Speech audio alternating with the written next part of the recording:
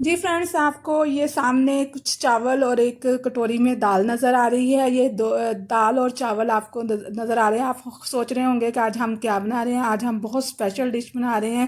یہ مونگ کی دال ہے جو کہ 1 کپ ہے، اور یہ چاول ہیں 2 کپ ہے۔ 1 حصہ مونگ کی دال ہے اور 2 حصے چاول ہے۔ ان دونوں کے ملا کر ہم بہت زبردست مزے کی آج ایک ڈش بنا رہے ہیں۔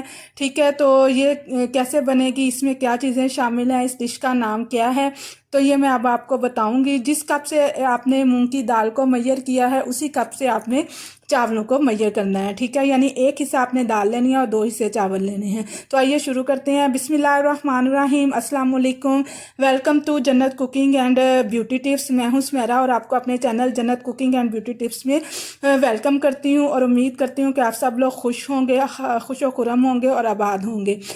دوستو، اللہ تعالیٰ آپ کو ہمیشہ خوش رکھے، آباد رکھے، اور اللہ تعالیٰ آپ کو اتنا خوش رکھے کہ آپ اپنی خوشیوں میں مجھے بھی یاد رکھیں۔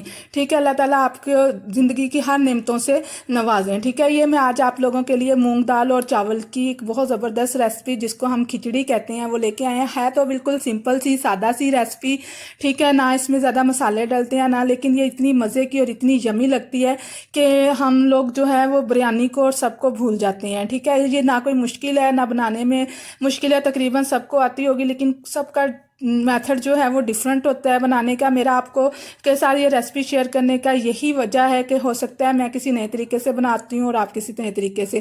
تو آئیے سٹارٹ کرتے ہیں۔ تو سب سے پہلے ہم ایک پین لیں گے، دیچکی لیں گے، جو بھی اویلیبل ہے۔ اس بات کو نہ سوچا کریں کہ یہ برتن یہ نہیں ہے، وہ نہیں ہے، اچھا نہیں ہے، پیارا نہیں ہے، بس بنانے پہ فوکس کیا کریں، اچھا سا جو ہے بنایا کریں۔ اس میں 2 ٹیبل سپون کے قریب میں نے گھی ڈالا ہے، آپ آئل بھی یوز کر سکتے ہیں۔ اب ہم اس میں کچھ کھڑے مسالے ڈالیں گے، جس میں 4-5 دانے لونگ کے ہیں، 2 بڑی الائچی ہیں، 3 عدد چھوٹی الائچی ہے، 3 عدد دار چینی کی سٹکس ہیں، 6-7 دانے کالی مرچ کے ہیں، اور 1 ٹی سپون کے قریب جو ہے وہ زیرہ ہے، کیومن ہے۔ ٹھیک ہے، اس کو یہ ہم اس کے اندر شامل کر دیں گے، اور آئل گرم ہو چکا ہے ہمارا، اور اس کو 1 سے 1 منٹ تک بھونیں گے، تاکہ کھڑے مسالوں کا اروما، خوشبو جو ہے وہ تیل کے اندر مکس اپ ہو جائے، شامل ہو جائے۔ ٹھیک ہے، تو اس کو بھوننے کے بعد اب ہم اس کے اندر نیکسٹ انگریڈینٹ جو ڈالیں گے وہ بھی میں آپ کو بتاتی ہوں۔ اس کو آپ نے تقریباً جو ہے 30 سیکنڈ تک جو ہے لازمی بھوننا ہے، تاکہ مسالوں کی خوشبو تیل کے اندر اچھی طرح آ جائے۔ اب ایک میڈیم سائز کا پیاز لیا ہے میں نے، جس کو میں نے جو ہے رفلی چوپ کیا، اتنا باریک چوپ بھی نہیں کیا۔ اب میں اس کے اندر پیاز کے اندر یہ شامل کروں گی، آئل کے اندر پیاز شامل کروں گی، اور اس کو لائٹ گولڈن کلر ہونے تک بھونوں گی۔ اس کو براؤن نہیں کرنا، بالکل سافٹ کرنا ہے، کلر نہیں دینا پیاز کو اتنا زیادہ۔ کھچڑی جو ہے وہ زیادہ کلرفل نہیں ہوتی، زیادہ ڈارک کلر نہیں ہوتا، بالکل لائٹ کلر کی ہوتی ہے۔ ٹھیک ہے، یہ دیکھیں ہمارا پیاز سافٹ ہو چکا ہے۔ اب ہم اس کے اندر 1 ٹی سپون کے قریب ادرک اور لہسن کا پیسٹ شامل کریں گے۔ ادرک لہسن کا پیسٹ کی فریگرنس اگر آپ کو پسند نہیں ہے، فلیور پسند نہیں ہے، تو یہ آپ کو سکپ کر سکتے ہیں، لیکن مجھے کھچڑی کے اندر اس کی خوشبو بہت اچھی لگتی ہے۔ یہ میں نے پیسٹ بنا کے رکھا ہوا ہے، آپ فریش ادرک لہسن کو کوٹ کے یا پیسٹ بنا کر جو ہے وہ بھی شامل کر سکتے ہیں۔ ٹھیک ہے، ادرک لہسن کو 2-3 سیکنڈ تک ہم بھونیں گے، تاکہ اس کی خوشبو بھی ختم ہو جائے، اور اس کے بعد ہم اس کے اندر جو ہے تھوڑا تھوڑا پانی ڈال کر آپ نے بھونتے رہنا ہے، تاکہ اس کی خوشبو جو ہے وہ مزید ادرک لہسن کا جو ایک مخصوص اسمیل ہے وہ ختم ہو جائے۔ یہ 2-3 عدد جو ہے سبز مرچ تھی، وہ میں نے کاٹی تھی باریک باریک، وہ ڈال رہی ہوں۔ اگر آپ کھچڑی بچوں کے لیے بنا رہے ہیں تو سبز مرچ کو ٹوٹلی سکپ کر دیں، بالکل نہیں ڈالیے گا بچوں کے لیے، لیکن میرے گھر میں بڑوں نے کھانی تھی، اس لیے میں نے سبز مرچ ڈالی ہے۔ ٹھیک ہے، آپ بے شک کچھ بھی نہ ڈالیں، سمپل نمک ڈال کر اور یہ کھڑے مسالے کا تڑکا لگا کر آپ اس کھچڑی کو بنائیں، بہت مزے کی بنتی ہے۔ یہ 2 ٹی سپون میں نے اس کے اندر نمک شامل کیا ہے۔ ٹھیک ہے، آپ اپنے ٹیسٹ کے اکارڈنگ مسالے جو ہے اس کی کوانٹٹی کم زیادہ کر سکتے ہیں، جیسے آپ کو پسند ہو، یا جتنا آپ کھانا پسند کرتے ہیں اس کے حساب سے آپ ایڈجسٹ کر سکتے ہیں۔ ٹھیک ہے، نمک ڈالنے کے بعد نیکسٹ ہم اس کے اندر 1/2 ٹی سپون کے قریب ہلدی ڈالیں گے، ہلدی پاؤڈر۔ یہ بھی ٹوٹلی آپشنل ہے، یہ میں صرف کلر کے لیے ڈالتی ہوتی ہوں، تھوڑا سا لائٹ کلر سا، یلو سا لائٹ سا کلر آ جاتا ہے کھچڑی کو، اور یہ بہت پیارا لگتا ہے۔ اور 1/2 ٹی سپون میں نے اس کے اندر بلیک پیپر ڈالا ہے، یہ بھی تھوڑا سا جو ہے چٹپٹی سی بنانے کے لیے بلیک پیپر 1/2 ٹی سپون ڈالا ہے، ادروائز کھچڑی میں اگر نہ بھی ڈالے تو چل جاتا ہے۔ खिचड़ी जो है वो बहुत लाइट सी ही अच्छी लगती है। ठीक है, ये देखें 2-3 मिनट तक हम इस मसाले को अच्छी तरह भूनेंगे पानी डालने के बाद। ये दाल जो चावल थे उसको मैंने भिगो दिया था, सोख करके रख दिया था आधा घंटा। अब मैंने इसके अंदर मूंग दाल डाल दी है। पहले मूंग दाल डालेंगे और इसको अच्छी तरह से भूनेंगे ताकि जो दाल की एक मखसूस सी खुशबू होती है, स्मेल होती है, वो ख़त्म हो जाए और मसाला जात की जो खुशबू है, मसाले की जो खुशबू है वो दाल के अंदर मिक्सअप हो जाए, रच बस जाए। ठीक है, दाल को जब भी बनाना हो 2-3 मिनट तक लाजमी मसाले के अंदर भूना करें। दाल की जो एक मखसूस स्मेल होती है इससे वो ख़त्म हो जाती है। ठीक है, ये 2-3 मिनट हो गए हैं।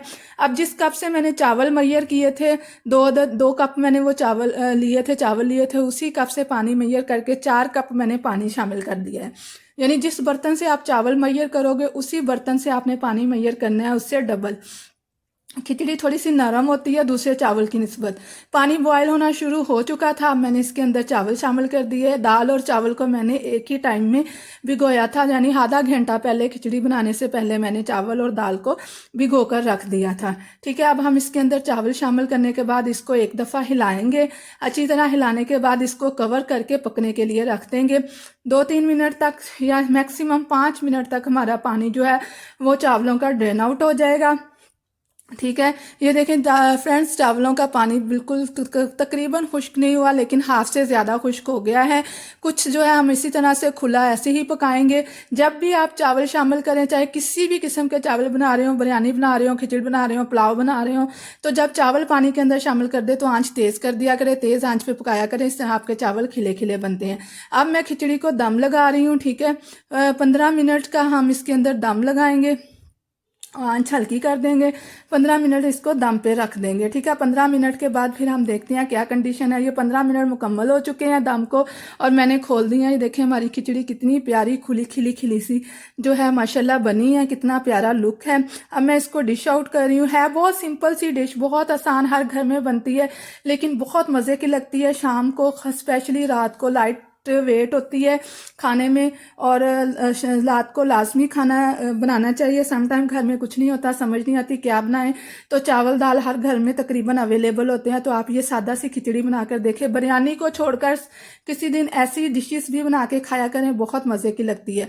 तो दोस्तों, अगर आपको मेरी रेसिपी पसंद आई है तो प्लीज़ मेरे चैनल को सब्सक्राइब करें, मेरी वीडियो को लाइक करें, कमेंट में बता भी दिया करें कि आपको कैसी लगी है। ठीक है, और बेल आइकन को ज़रूर प्रेस किया करें ताकि मेरी हर नई आने वाली वीडियो की नोटिफिकेशन आपको टाइम टू टाइम मिलता रहे। आपको पता है मेरा न्यू चैनल है, फर्स्ट टाइम मैंने बनाया है और फर्स्ट टाइम ही एफर्ट कर रही हूँ, तो मुझे फीडबैक दिया करें। आप वीडियोस देखते हैं, बस सब्सक्राइब भी कर दिया करें। छोटा सा क्लिक होता है जिससे हमारी ज़िंदगी जो है वो बदल सकती है। तो खुश रहें, दूसरों को खुश रखें, मुझे भी दुआ में याद रखिएगा। फिर मिलेंगे एक अच्छी सी रेसिपी के साथ या रेमेडी के साथ। तब तक के लिए मुझे इजाज़त दें।